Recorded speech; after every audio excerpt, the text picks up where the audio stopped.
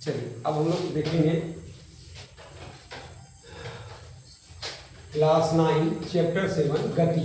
आज हम लोग पढ़ेंगे क्लास 9 चैप्टर 7 गति यानी मोशन के बारे में आज हम लोग पढ़ने वाले हैं, जो कि बहुत ही इंपॉर्टेंट चैप्टर है साइंस का, है ना। ये चैप्टर 7 है क्लास 9 के लिए, गति यानी मोशन। तो सबसे पहले यहाँ पर हम लोग समझेंगे गति होता क्या है, गति क्या है। देखिए, गति वह अवस्था है जिसमें कोई वस्तु समय के साथ अपनी स्थिति में परिवर्तन लाता है। यानी कह सकते हैं कि गति वह अवस्था है जिसमें कोई वस्तु समय के साथ अपनी स्थिति में परिवर्तन लाता है, तो हम उसे गति कहते हैं। यानी कहने का मतलब है कि अगर हम यहाँ पे हैं तो हम चल के यहाँ पर अगर आ गए आगे की ओर, तो समय के साथ हमारी स्थिति में परिवर्तन आ गया, यानी स्थान में परिवर्तन आ गया, यानी हमने गति किया। अगर हम यहाँ से थोड़ी दूर चलते हैं तो इसके मतलब ये हुआ कि समय के साथ हमारे स्थान में परिवर्तन आ गया। समय के साथ हमारे स्थान में परिवर्तन आया यानी हमने गति किया, तो इसे गति कहेंगे। समय के साथ स्थान में या स्थिति में परिवर्तन आना ही गति है। समय के साथ स्थान में परिवर्तन आना, स्थिति में परिवर्तन आना, तो हम गति कहेंगे। जैसे एग्जाम्पल के तौर पर आप समझिए, मछलियों का तैरना, रक्त का प्रवाह, ग्रहों द्वारा सूर्य की परिक्रमा, व्यक्ति की स्थिति में परिवर्तन आना, दौड़ता हुआ व्यक्ति, उड़ता हुआ पक्षी, चलती हुई ट्रेन, ये सभी क्या है, गति के उदाहरण हैं। जैसे चलती हुई ट्रेन, इसके भी स्थिति में परिवर्तन आ जाएगा, स्थान में परिवर्तन आ जाएगा। उड़ता हुआ पक्षी, इसके भी स्थिति और स्थान में परिवर्तन आएगा। तो हम कहेंगे ये सब गति कर रहे हैं। क्या कर रहे हैं? गति। अब हम लोग जानेंगे गति के प्रकार। हम लोग क्या जानेंगे?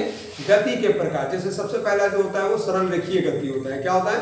सरल रेखीय गति। उसके बाद हम लोग देखेंगे घूर्णन गति, दोलन गति, है ना, वृत्तीय गति, और भी हमारे पास है आवृत्ति गति, है ना। ये 5 प्रकार हैं गति के। पहला सरल रेखीय गति, घूर्णन गति, वृत्तीय गति, दोलन गति और आवृत्ति गति। ठीक है। तो सबसे पहले अगर आप समझना चाहेंगे सरल रेखीय गति, ये सरल रेखीय गति क्या है? जब कोई भी वस्तु, व्यक्ति सरल रेखीय पथ पर गति करता है। सरल रेखीय मतलब सीधी रेखा में गति करना। सीधी रेखा में गति करना यानी सरल रेखीय गति होता है। सीधी रेखा में गति करना मतलब सरल रेखीय गति, है ना। सीधी रेखा में गति होगी। तो जैसे 3 बच्चे हैं या 4 बच्चे हैं, मान के चलिए हम 5 बच्चों को ले लिए और उसको एक सीधी रेखा में खड़े कर दिया और चलने के लिए बोला गया सीधी रास्ते में, तो हम कहेंगे वो सरल रेखीय गति है। क्या है? सरल रेखीय गति। तो जैसे सीधी सड़क पर चलती कार, इसका एग्जांपल क्या हो जाएगा सरल रेखीय गति का? सीधी सड़क पर चलती कार। दूसरा है वृत्तीय गति। वृत्तीय गति का मतलब क्या हो गया? वृत्तीय गति का मतलब क्या है? गोल गोल घूमना, है ना। वृत्तीय गति यानी वृत्ताकार पथ में घूमना। जैसे 5 बच्चे को लिए, हम उसको गोल करके खड़ा कर दिए गोला आकृति में और उसको घुमा रहे हैं, तो ये हो गया, क्या चीज बोलेंगे? वृत्तीय गति यानी सर्कुलर मोशन। इसका एग्जांपल क्या है? पंखे का पंखुड़ी घूमना। जैसे पंखे का देखिए पंखुड़ी घूम रहा है, तो वो हो गया क्या बोलेंगे उसको? वृत्तीय गति। क्या बोलेंगे? पंखे की पंखुड़ी घूमना, है ना। जब पंखा स्टार्ट करते हैं तो उसकी पंखुड़ियां घूमती है, तो हो गया वृत्तीय गति। अब हम आगे जानेंगे घूर्णन गति के बारे में। क्या जानेंगे?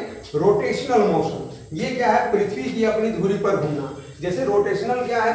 रोटेशनल मोशन क्या है? जैसे पृथ्वी जो है अपने धुरी पर, अपने अक्ष पर वो घूमती है। अपने अक्ष पर क्या है? घूमती है। किसकी परिक्रमा करती है? सूर्य की। किसकी परिक्रमा करती है?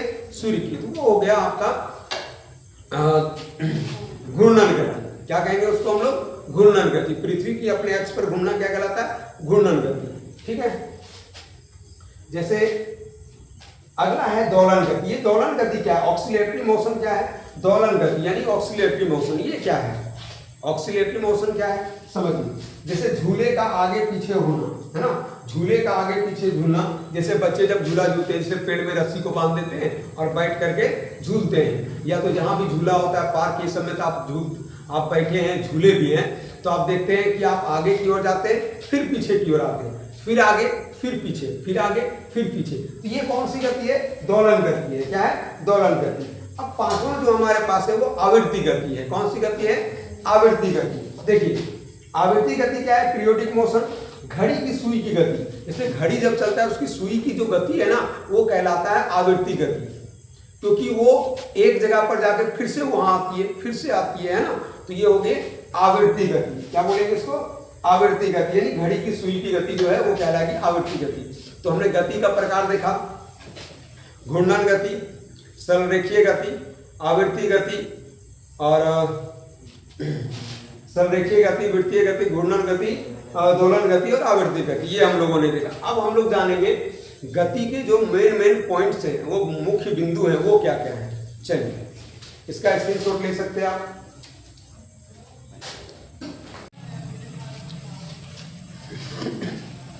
अब हम लोग जानेंगे गति के मुख्य बिंदु, गति के मुख्य बिंदु, जैसे दूरी के बारे में, चाल के बारे में, विस्थापन के बारे में, वेग के बारे में और त्वरण के बारे में। ये गति के कुछ मुख्य बिंदु हैं। चाल, दूरी, विस्थापन, वेग, त्वरण, ये सारे गति के मुख्य बिंदु हैं जिनके बारे में हम लोग जानेंगे। तो सबसे पहले हम लोग जानते हैं दूरी के बारे में। इसके बारे में दूरी, यानी जिसको हम लोग अंग्रेजी में डिस्टेंस कहते हैं। ये दूरी क्या होता है? देखिए, वस्तु द्वारा तय किया गया पथ की, वस्तु द्वारा तय की गई, वस्तु द्वारा तय की गई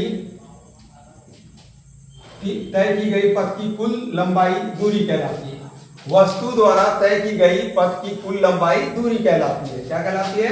दूरी कहलाती है। ठीक है, यानी वस्तु द्वारा तय की गई कुल लंबाई, पथ की कुल लंबाई, जितना दूर वस्तु तय करेगा दूरी, उसको हम लोग कह देंगे दूरी। यानी पथ की लंबाई जो होगी उसे हम कहेंगे दूरी। कोई भी वस्तु या व्यक्ति के द्वारा तय की गई पथ की कुल लंबाई जो होगी उसे हम दूरी कहेंगे। ठीक है, अब आगे देखिए विस्थापन क्या है। विस्थापन यानी डिस्प्लेसमेंट। जैसे विस्थापन यानी डिस्प्लेसमेंट क्या है? वस्तु के प्रारंभिक एवं वस्तु के प्रारंभिक, यानी जहां से वो चलना शुरू किया और अंतिम स्थिति जहां उसको जाना है ना, उसके बीच की जो न्यूनतम दूरी होगी उसे हम विस्थापन कहेंगे। यानी कहने का मतलब, जब हम किसी रास्ते पर चलते हैं तो इससे मान के चलिए पहले सीधा गए 2 किलोमीटर, या मान के चलिए सीधा गए 3 किलोमीटर, फिर ऐसे गए 4 किलोमीटर, तो इसके लिए हमें जो शॉर्टकट होगा वही हमारा डिस्प्लेसमेंट है। जैसे आप समझिए डिस्प्लेसमेंट है क्या? हम यहां से यहां 3 किलोमीटर चले, यहां से यहां कितना चले, शुरू किए यहां से चलना और 3 किलोमीटर गए, फिर इधर हम लोग कितना चले, 4 किलोमीटर चले।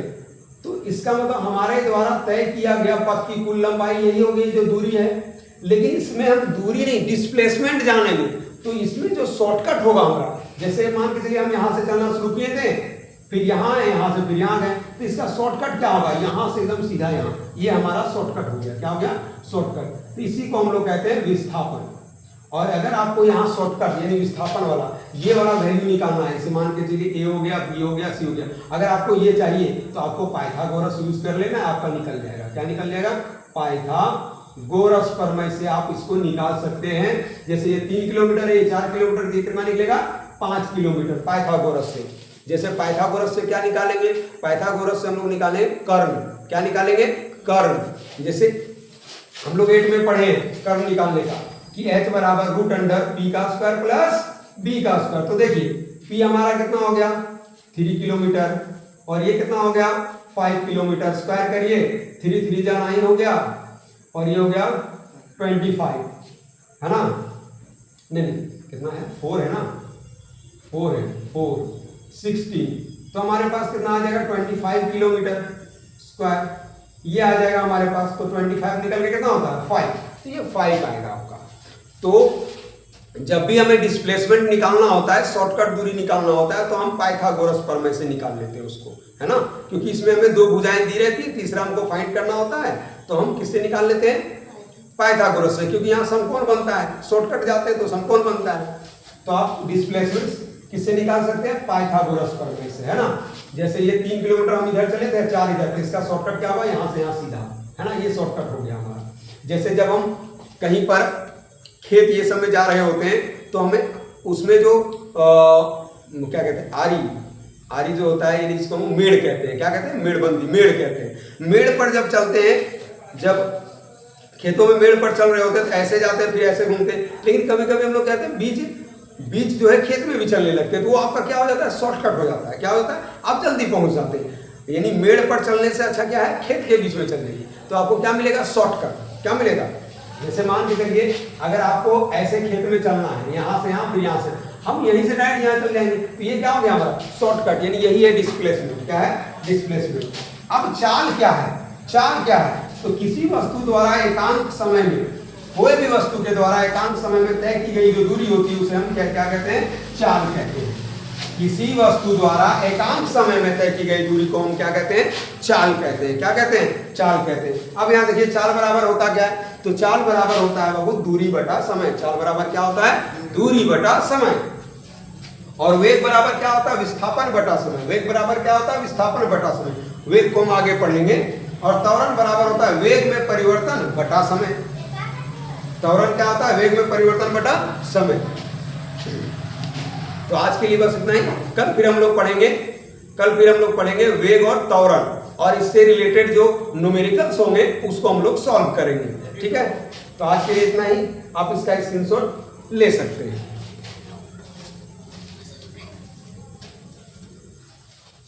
और यदि वीडियो पसंद आए तो लाइक, कमेंट एंड शेयर करें और सब्सक्राइब करें।